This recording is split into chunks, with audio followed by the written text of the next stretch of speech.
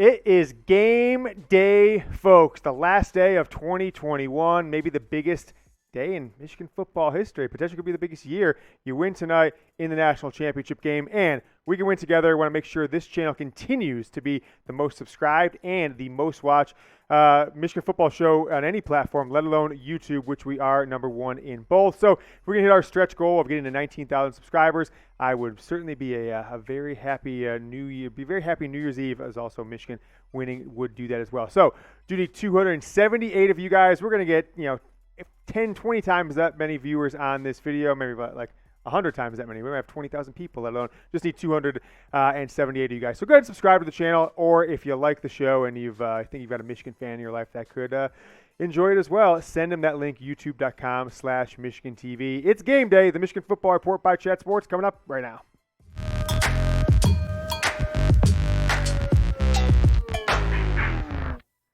All right, we are going to go over some burning questions here on Friday, December 31st, 2021.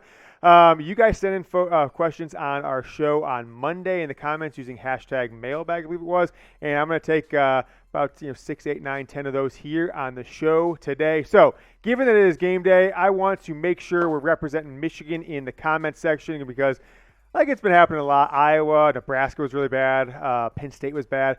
Too many of the opposing teams' fan bases, those pesky Georgia Bulldogs, they don't deserve good things. They don't deserve nice things, at least. They certainly don't deserve to be spamming Go Dogs in this comment section, so let's drown them out. Type Go Blue. It's a positive karma day, right? Chugs, how you feeling? You feeling good today, Jeremy? Got Jeremy, Vegas Jeremy on production. We'll be back here in about 10 hours or so, 12 hours for Michigan football, Georgia post-game show as well. So type Go Blue down in the comments. And then when you're down there, a second comment, right? Let's see what you guys think. I put this on the show yesterday. If you guys saw the Daxton Hill show, which uniform are you predicting the Wolverines will come out in tonight? These are the 5 options that I think are most likely. So go ahead and from left to right, the all blues, the maize sleeve, the all maize, the traditionals with the maize sleeves, or you could just see the traditionals without sleeves. If you think they wear that one, then just type 4 there. Or I'm calling them the flip-floppers, the inverse, the maize jerseys with maize sleeves, and then the blue pants. Type 1, 2, 3, 4, 5. I think it's going to be 1 or 2 in some form. The all blues, whether or not they have the sleeves, is to be determined, although I do think they would be pretty dang sweet. All right, make sure you guys give credit. Follow this guy on Twitter. He's the one who made all those edits. He seems to spend a lot of time on video and photo editing on his Twitter account, so we're not trying to steal his hard work. So go follow him if you guys like what you see. I certainly think he puts out a lot of good stuff. I see him in my feed quite a bit. Did want to mention a couple things before we go to our first question. Number one, have had a lot of people contacted me for tickets, want to buy them, and a lot of people saying, hey, James, I've got tickets as well. Can you sign them? So as of last night into this morning, there's still about 4 or 5 people who have said, hey, James, I'm trying to sell 2 tickets. Pretty much everybody's selling at face value or below. So if you want to be connected to somebody who's got extra tickets, Michigan fan, who's either in town or not, that can, all of them said they can electronically transfer it, so you can Venmo them or PayPal them. They can electronically transfer you.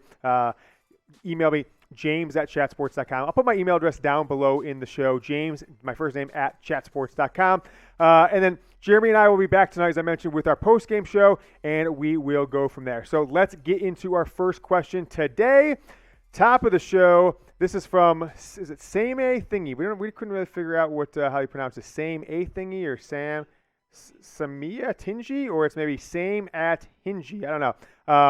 They're basically saying, does Georgia have the best D-line and O-line that Michigan has played this year? O-line, no. Right? I don't think they have the best offensive line that Michigan has played this year. I mean, frankly, that could be Ohio State with as much talent as they have on there, although they were trying to put different players in different positions. Like they're trying to play 4 tackles, kind of move their backup tackles to guard because they were just trying to get the best 5 on the field. But Georgia's got a pretty good defensive line or offensive line, but their D line is potentially up there with Michigan. Those are the best 2 defensive lines in the country, I would say. And Georgia certainly has the best front 7 all in with their defensive line. And then those linebackers, they've got a first-team consensus All-American, Buckus Award winner, and another award winner on both their linebacking core and on their D-line. So I'm more concerned about the D-line than the O-line tonight. I think Michigan actually would have that advantage over their D-line over the Georgia offensive line. Given that, folks, today is a bowl game, I want you guys to know what is your most memorable Michigan football bowl win. But little bit of a twist on this one. You can't say the Rose Bowl after the 1997 season against Washington State to win the national title. So you can't say the Rose Bowl January 1st, 1998. That's the only qualification here. I know Michigan's lost a lot of bowl games over the year. There aren't as many wins. So I have to think about that for a second. I really didn't give it a ton of thought, which is kind of dumb for me. It might actually be, it's like recency bias, but it could be Jim Harbaugh's first year, right? Michigan had that bad loss against Michigan State, the drop punt, etc., but still went into the bowl game looking for a 10-win season and beat a SEC East champion Florida team like 42-9 or something like that, or 46-10. It was a complete blowout in the Citrus Bowl, Capital One Bowl, whatever it was. So I think that might be my most memorable recent one, or you could maybe even say the 2011 Sugar Bowl. Next question, a long one from Bruce McGraw, says, after watching Georgia's games, they're somewhat weak in slot. I would agree with that, which should open up a lot of crossing routes. I think the best way to attack Georgia's D is by getting JJ more snaps because he's a dangerous scrambler, et cetera, et cetera. What do I think? So let me just focus on the JJ McCarthy side of this question because we're going to talk a little bit about him coming up. We got a few questions on McCarthy. So I think that they'll put McCarthy in, but I don't see a Tua situation and Jalen Hurts where Michigan makes a change at halftime or anything like that. I think they're going to stick with Cade McNamaa outside of an injury this entire game, but I do think JJ McCarthy will get anywhere from 8 to 10 snaps and probably throw the ball 2 to 3 times, probably hand it off 2 to 3 times, and then run it himself 2 to 3 times. I'm guessing Michigan's going to use him in a manner that is going to catch Georgia, off guard and keep them off balance. As far as the other one, Georgia's wide receiver, the skill position players, frankly, aren't anything that I think Michigan, can't handle in any way. So I'm more concerned about the Georgia defense. All right, the game is tonight. Georgia's favored by 7.5 points, and I think you can win a lot of money if you're a Michigan fan if you feel as confident in this team as I do. Do it with our sportsbook partner, BetUS, chatsports.com/GoBlue, 125% deposit bonus, and if you get started today before kickoff and you make your first bet, you got to put in at least $100, but you can go up to $500, so you can get like $625 deposit bonus. As long as you get going today, use that link so it'll attach this promotion to your account, chatsports.com/GoBlue. Type it in your browser. Don't just go Googling BetUS. Boom. Then you email us. It's the last day this is going to be available. Jersey@chatsports.com. Email us. We will get you a Michigan football Jordan brand jersey. So it's probably the best deal ever. You get 125% deposit bonus. You get to use that money towards having fun, gambling on some football, basketball, baseball is a few months away. And put some money on Michigan tonight, and then get a free Michigan football Jordan brand jersey. Jersey@chatsports.com. My guy Mark Messer, more JJ McCarthy questions. So we're going to have a few of these here. If Michigan really wants to throw off the Georgia defense, put JJ in the QB on the first play or 3 plays. That's a good idea, right? I think that's a better idea than I've seen a lot of people comment and like, hey, just give JJ entire drives, an entire quarter, or put him in at halftime or anything like that. I don't think that's, you don't switch what's got you there, which you've been successful at. But how about this idea from Mark? I really like it, is maybe just throw JJ in, roll him out with the first team on the first possession, let him go deep once or twice, and catch Georgia completely off guard. Then 3-4 plays later, bring Cade back in. They won't know what to do. Another question on JJ coming in. It was Dylan's question was a response to Mark's in our comments, so I wanted to kind of include these together. Exactly what I thought. Put him in the first play and go bomb it downfield. I like that idea. It kind of reminds me of like the Diamond Edwards play against Iowa, which was, I believe, in the second drive.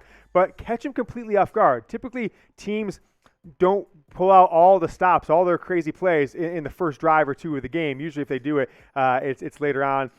Usually, teams script 15, more normal plays to the beginning of the game. So I like this one. Got a couple more JJ McCarthy questions coming up, but I'll ask you guys a question. Flip the switch on you. Flip the script on you. How many offensive snaps will McCarthy play versus Georgia tonight? Miami, 7:30 Eastern, number 2 Michigan versus number 3 Georgia. Predict it below. Offensive snaps, I'm going with 9 is my number. His jersey number, it's also going to be the amount of snaps he plays. I think he'll throw the ball 3-4 times, and then I said hand it off a few, run it a few as well. Another JJ question. We're kind of just doing a little JJ segment here, but we've got a lot more questions to get to. Do you think we see more of the other QBs in this game to throw the Georgia defense off? So, like I just said, I don't think it's going to be anything where he's taking a complete series off of Cade's hand. Maybe, it'll be like the Michigan State where he'll take 3, 4, 5 snaps in a row on a certain drive that was to start the second half in that one. But if he's going to catch him off guard, I think it's going to be on the ground, right? JJ McCarthy has really proven that he has the potential throughout his college career to be a dual threat quarterback. He's got one of the better arms that Michigan has ever, as far as just big arm. He can throw the ball with velocity, throw it deep, throw it on a rope, and then he can run at 6'2". He's fast, and he really knows how to, shift and get guys to mix. So he'll be a factor. He's been a factor a lot this year, and I think that'll continue on tonight. How about this question from Michael Long? Michigan's defense is going to destroy Georgia's offense. The closer we get to kickoff, the more confident I am with Michigan in this game. I just watched more of Georgia. They've got a lot of big recruits and guys who are 4 stars, high 4 stars, 5 stars, but their production just hasn't been there. And they've got a walk-on quarterback, Stetson Bennett, who's 5'10", and a few running backs that have 700 yards, 600 yards. But Michigan's got 3 running backs, I think, that would start for Georgia this year. No Georgia wide receiver is really a superstar. I think Michigan's got quite a few guys. Their freshman tight end is the guy that probably scares me the most. But you don't win big games like this, and you certainly don't score fast by going 10 and 15 yards over the middle to your tight end in chunks. I think you got to find guys who can take it 60, 70 yards. Michigan's shown that all year. Georgia, not necessarily as much. But I do think that A.J. Henning could be a key in this game for Michigan, right?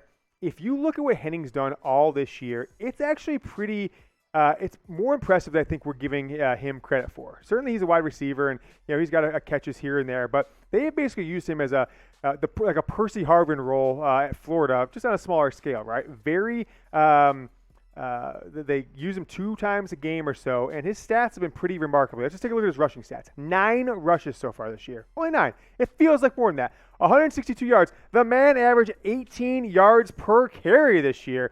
2 of those 9 rushes went for touchdowns. He's also made an impact as a punt returner. He's also made an impact as a kickoff returner. Had that great kickoff return on the throwback pass, Michael Barrett to him against Maryland. I think they are going to get him involved. He scored that touchdown against Ohio State, and he will be a key, maybe a key to victory for this Michigan team. But going against Georgia's defense, folks, it is one of the best I've ever seen as far as statistically being able to limit their opponents to not many yards, and also not being able to score any points against them, right? Up until the Alabama game and the SEC title game, they were giving up a historic low, less than a touchdown per game. Now it's right around 10 after Alabama threw up over 40 against them. But 81.7 yards per game, 172 plus in passing. Those are good for number 2 total defense, number 3 pass defense, number 3 rush defense, number 1 scoring distance defense. Michigan's got a lot of weapons. It can't be the exact same game plan as Ohio State where you're just trying to wear them down and then kind of hit them with a few passes here and there. I do think Michigan needs to be a little more creative with Blake Corum, get Diamond Edwards back in the pass receiving game as well, and then continue to find they've got 6 receivers, I think, who are able to make plays against this Georgia defense. So you've got, with Eric All, Luke Schoonmaker, folks, you've got 11 or 12 skill position players that have proven this year that they can score touchdowns or they can go 50, 60, 70-yard plays. Michigan leads the nation in plays over 50 yards and touchdowns over 50 yards as well. So that's, I think, what they're going to have to do to win this game. But I'll ask you guys this question. Give me a Y, give me an N. Will Michigan score 28 or more points tonight against Georgia? Stick on this one here for a second, Jeremy, because I wanted to show people my outfit. We showed at the beginning of the show the uniforms. I think Michigan's going to go all blue tonight, so I'm going all blue, right? It's game day, all blue. I got my blue pants on, right? See those? Some skinny legs, aren't they? My blue shirt, my blue jersey, my blue undershirt, right? I am swagged out. Michigan head to toe, all blue.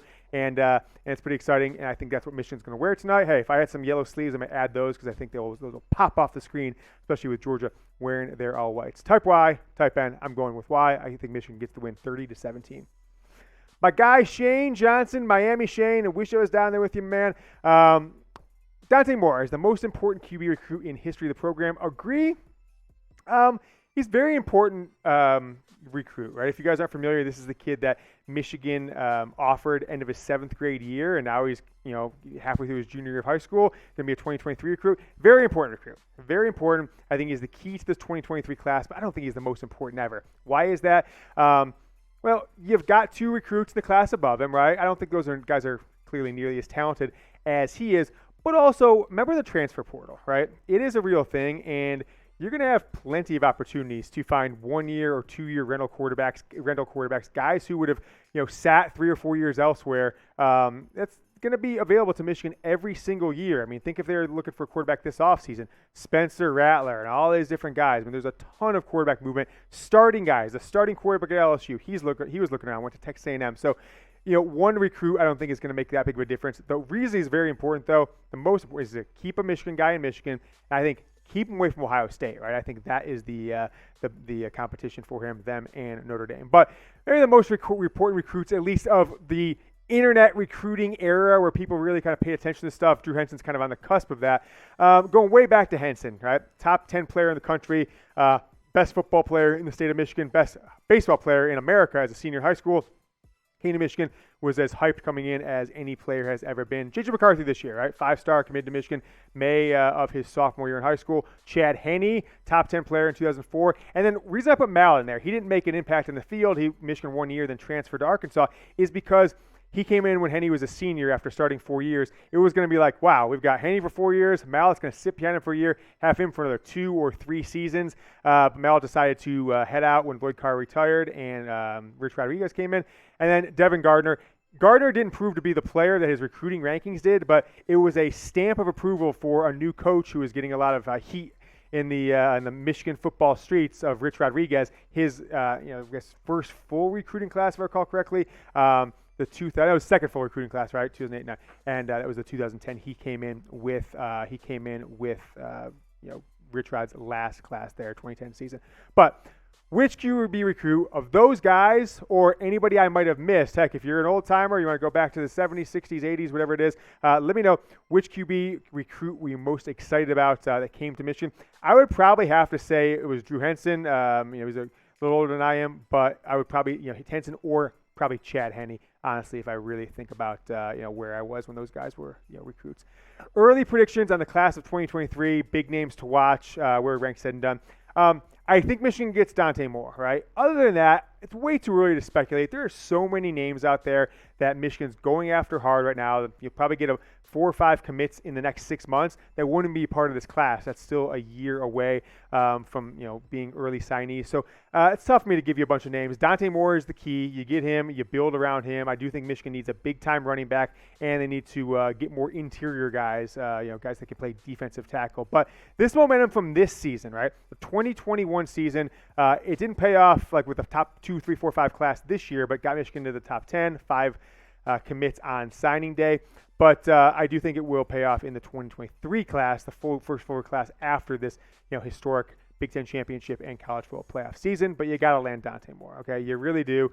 You cannot let Notre Dame or Ohio State or heck somebody else come in and take a guy who you offered over 4 years ago at by the time he's done with his senior high school 5 years ago and let them steal him. He's got to be the jewel of your class. Do everything you can. Send him a letter every single day. Have some car dealership. Give him a Escalade as NIL. Give him $1 million. Get Dante Moore. Everything else will fall in line. Help us get to 19,000, as I mentioned. We're putting this out game day morning. Probably have 10 hours or so to make our goal of 19,000. So subscribe and we will see if we can get there. We will be back on air. I'm thinking about going live right after the game. Win, I think we're going to go live. I'm not even going to entertain a loss at this point. What am I doing today? My wife works for one of the sponsors, the premier sponsors of the college football playoff, and we live in Dallas, so I was really hoping Michigan would come here, but she has been tapped to host a bunch of clients of her company in a suite and a bunch of really great corporate seats. So I would have gone with her. My son made a little trip of it. No. Okay, the other person that I would have gone to the Michigan game with, traveled and gone and had a little trip with, having some health issues, can't travel himself either. So I'm not going to go solo and with everything, no media availability, et cetera, because of Corona. I'm just going to have fun here, go to the Cincinnati, Alabama game, come and do content for you guys, and then I will see everybody in Indianapolis on January 10th for Michigan versus the winner of the Alabama-Cincinnati game. Join us tonight. Type Go Blue in the comments. We will see you guys later tonight. Go Blue.